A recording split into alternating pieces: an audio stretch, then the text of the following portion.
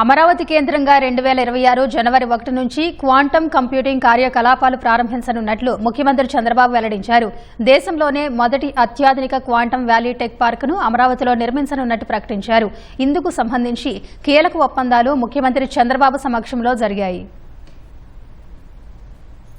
IBM సంస్థ 156 cubic heron ప్రాసెసర్తో quantum system 2ని రాష్ట్రంలో నెలకొల్పుతుందని ముఖ్యమంత్రి చంద్రబాబు తెలిపారు. ఉండవల్లిలోని సీఎం నివాసంలో శుక్రవారం ఐబీఎం, టీసీఎస్, ఎల్ఎన్టీ సంస్థలతో రాష్ట్ర ప్రభుత్వం అవగాహన ఒప్పందం కుదుర్చుకుంది.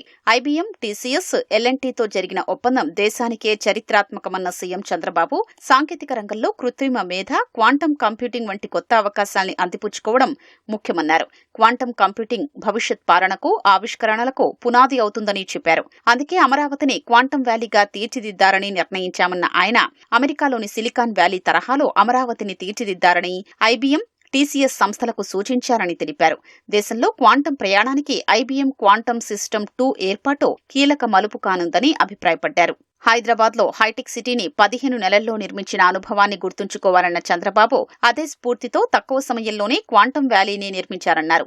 ఇప్పటికే ఎల్ఎన్టీ సంస్థకు స్థలాన్ని కేటాయించామన్న ఆయన అందులో మౌలిక వసతుల్ని వేగంగా అభివృద్ధి చేయాలన్నారు. నిర్మాణ పురోగతి, వ్యవస్థ అభివృద్ధి పర్యవేక్షణకు 2 ప్రత్యేక కమిటీల్ని ఏర్పాటు చేస్తామన్నారు. రాష్ట్ర ప్రభుత్వంతో టీసీఎస్ కలిసి పనిచేయటం వల్ల క్వాంటమ్ ఆల్గారిథం అభివృద్ధి వేగవంతమవుతుందని ఐబీఎం క్వాంటమ్ ఉపాధ్యక్షుడు జె గాంబెట్ట అభిప్రాయపడ్డారు. క్వాంటమ్, క్లాసికల్ సిస్టమ్లను కలిపి హైబ్రిడ్ కంప్యూటింగ్ ద్వారా జీవశాస్త్రం, మెటీరియల్స్, క్రిప్టోగ్రఫీ వంటి రంగాల్లో మంచి ఫలితాలు సాధించొచ్చని TCS CTO doctor Harrick Vin పేర్కొన్నారు. సీఎం చంద్రబాబు నేతృత్వంలో రాష్ట్రంలో డిజిటల్ గవర్నెన్స్ కు టీసీఎస్ బీజం వేసిందని ఆ సంస్థ ప్రతినిధులు రాజన్న, సివి శ్రీధర్లు తెలిపారు.